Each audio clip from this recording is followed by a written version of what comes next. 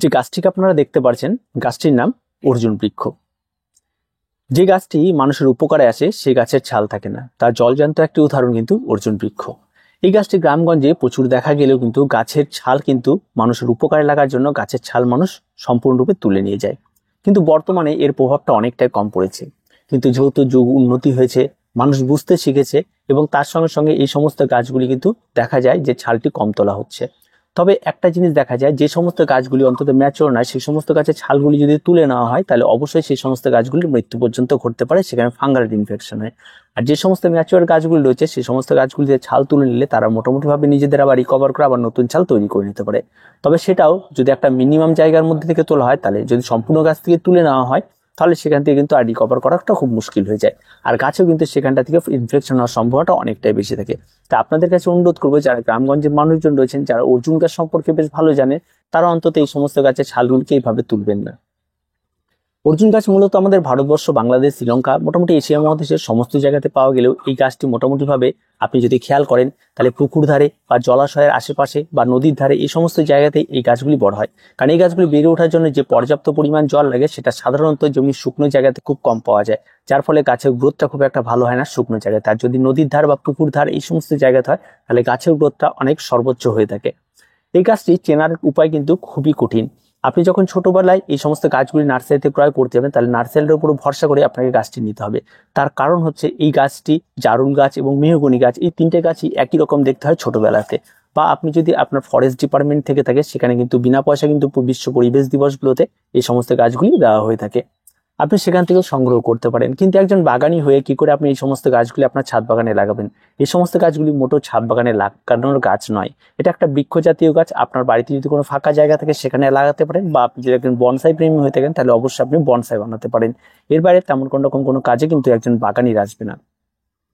গাছটিকে একটা নির্দিষ্ট সময় পর যখন বড় হয়ে যায় তখন গাছটি তিনটে গাছের মধ্যে যদি ডিফারেন্স বুঝতে হয় তাহলে আপনি দেখবেন যে সমস্ত অর্জুন গাছগুলি তার কাণ্ডটা অনেকটা হোয়াইট কালারের হয়ে থাকে, পাতাগুলি অবশ্যই অনেকটা মোটামুটি ভাবে একটা সাইজের হয়ে থাকে এবং পাতার দু সাইডে সুচল হয়ে থাকে। গাছের যে ফুলটি হয় সেগুলি অনেকটা ফার্স্ট লাভ ফ্লাওয়ারের মতো হয়ে থাকে, একদম সম্পূর্ণ ঝিরিঝিরি ফুল হলুদ কালারের হয়ে থাকে এবং পরবর্তীতে যখন ফুল থেকে ফলে পরিণত হয় সেটা একদম কামরাঙ্গার মতো ঝুলে থাকে এবং সেই ফলটি কামরাঙ্গা থেকে অনেকটা সাইজে ছোট হয় এবং অতটা কামরাঙ্গার মতো গ্লেজি হয় না, তবে গাছের ফলগুলি কিন্তু বেশ সুন্দর দেখতে হয়। আপনি যদি মেহগুনি দেখেন তাহলে মেহগুনি ফল গাছের পাতাগুলি কিন্তু অনেকটা অর্জুন বৃক্ষের মধ্যে হয়, কিন্তু মেহগুনি যে ফুলটি হয় ভায়োলেট কালারের সেটা ঠিক বসন্তের সময় হবে, আর ফুল ঝরে যাওয়ার যে ফলটি হয় সেটা অনেকটা নটকার মতো হয়ে থাকে এবং গোল গোল ফল হয়ে থাকে। আর যদি আপনি মেহগনিকে দেখতে চান, মেহগনি অন্তত 20 ফিটের মতো লম্বাটে গাছ হবে, তখন কোন রকম ডালপালা আপনি পাবেন না, সে সময় আপনি বুঝে যাবেন এটা মেহগনি গাছ। আর মেহগনি গাছের যে ফলটি হয় সেটা অনেকটা শিমুল তুলোর যে ফল হয় সেরকম টাইপের বড় বড় ফল হয়ে থাকে, সেগুলো কিন্তু মাথায় বা কোথাও পড়লে কিন্তু ভয়ঙ্কর ব্যাপার, গাছ থেকে অনেকটা ভারী হয়ে থাকে। এবার অর্জুন বৃক্ষ মোটামুটি ভাবে আমরা যদি দেখি পুরনো তথ্য তাহলে সেখানে দেখা যায় আয়ুর্বেদ শাস্ত্রে এর ব্যবহার কিন্তু প্রচুর পরিমাণে ছিল, ইউনানি তথ্য এর ব্যবহার কিন্তু পাওয়া যায়। আর বিভিন্ন ধরনের পুরনো দিনে যে মন্দিরগুলি ছিল সে সমস্ত মন্দিরের পাশে কিন্তু এই অর্জুন বৃক্ষ লাগানো হতো, কারণ সেখানে ধর্মচর্চার সঙ্গে সঙ্গে কিন্তু স্বাস্থ্যচর্চা এবং শরীরকে সুস্থ রাখার জন্য সেই সময় কিন্তু কম বেশি কিন্তু প্রত্যেক বাড়ি এবং মন্দির এবং বিভিন্ন গ্রামগঞ্জে কিন্তু এই অর্জুন বৃক্ষের গাছ লাগানো হতো। কারণ সেই সময় কিন্তু মানুষ হার্টের সমস্যা কি সেই বিষয়টা কিন্তু জানতোই না, আর সেই সময় কিন্তু সম্পূর্ণটা তাদের বিভিন্ন রকম কবিরাজ বা বদ্যিদের কথা মতো করেই কিন্তু তাদের চলতে হতো, আর এই সমস্ত গাছের ছাল খেয়েই তাদেরকে কিন্তু সুস্থ থাকতে হতো। এবার আমরা যদি আরো আগে চলে আসি তাহলে অন্য উন্নত যুগ এখন চলে এসে এখন কিন্তু এই সমস্ত কিন্তু গাছগুলিকে কিন্তু বিভিন্ন ধরনের ফার্মাসিতে ব্যবহার করা হচ্ছে। এই সমস্ত অর্জুন গাছের ছাল বিঘাকে বিঘা চাষ করা হচ্ছে এই অর্জুন গাছ এবং তাদের ছালগুলি নিয়ে জীবনদায়ী ওষুধ পর্যন্ত প্রস্তুত করা হচ্ছে। এই অর্জুন বৃক্ষ এবং তেমন কিন্তু খুব কঠিন একটি গাছ বা সেই সমস্ত গাছগুলি চোখে পড়ে না তেমনটা নয়, বর্তমানে কিন্তু আপনি যদি খোঁজ খবর করেন গ্রামগঞ্জে যান অ্যাভেলেবেল এই সমস্ত গাছগুলি রয়েছে।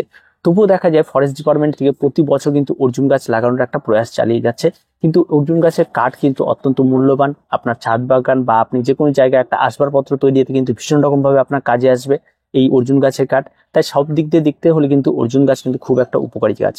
আর পুরোনো দিনে যদি আরেকটু ঘাটা যায় সেখানে দেখা যায় যে কোনো একটা বাড়িতে শিশু বা কোনো কিছু জন্মালে সে সময় একটা গাছ লাগানোর প্রথা ছিল, যে কোনো একটা গাছ তার জন্য লাগিয়ে দেওয়া হতো।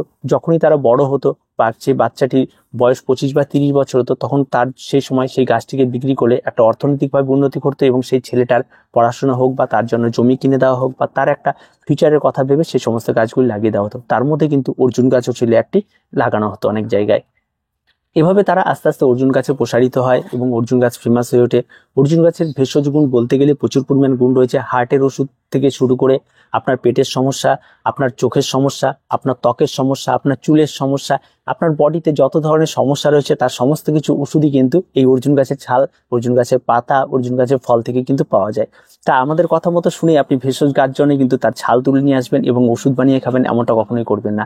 যুগ অনেক পাল্টে গেছে, যুগ অনেক উন্নত হয়েছে এবং তার জন্য আপনাদের যখনই কোনো সমস্যা হবে অবশ্যই আপনার চিকিৎসকের পরামর্শ নেবেন এবং সেই অনুযায়ী আপনারা কিন্তু আপনাদের রোগের চিকিৎসা করাবেন। কোন রকমই আমাদের ভিডিও বা কোন রকম পরামর্শ দেখে কিন্তু আপনারা সেই সমস্ত কিছু একদমই করবেন না। আমরা মূলত সেই সমস্ত গাছ সম্পর্কে আপনাদেরকে জানাই এবং গাছটি কেমন, গাছটি দেখতে কি অবস্থা এবং গাছে কোন কাজে লাগে সে সমস্ত বিষয় নিয়ে আমাদের আলোচনা থাকে। তো আজকে এ পর্যন্তই, দেখা হচ্ছে পরবর্তী ভিডিওতে। যদি অর্জুন গাছ নিয়ে আপনাদের আরো কোনো তথ্য থাকে তাহলে অবশ্যই আমাদের কমেন্ট বক্সে জানাবেন। পরবর্তীতে আমরা আরো বেশি কিছু নিয়ে অর্জুন গাছ নিয়ে আরো ভিডিও করতে পারবো। তো আজকে এ পর্যন্ত, দেখা হচ্ছে পরবর্তী ভিডিওতে। প্রত্যেকে ভালো থাকবেন, প্রত্যেকে সুস্থ থাকবেন আর চ্যানেলটিকে অবশ্যই সাবস্ক্রাইব করে রাখবেন।